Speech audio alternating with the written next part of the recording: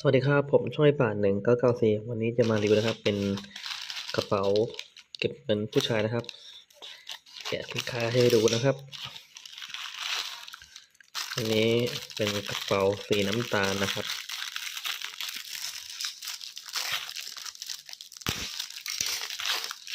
แพ็คมาอย่างดีนะครับก็คือตรงปก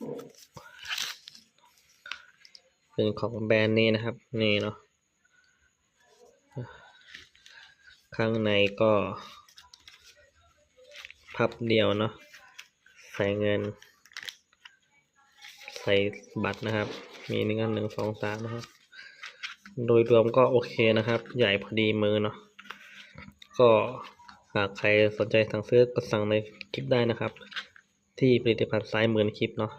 หรือกดสั่งใต้ล่างคลิปได้นะครับก็ต้องขอบคุณกับทางร้านด้วยนะครับแล้วไปเจอกันใหม่คลิปหน้านะครับขอบคุณครับ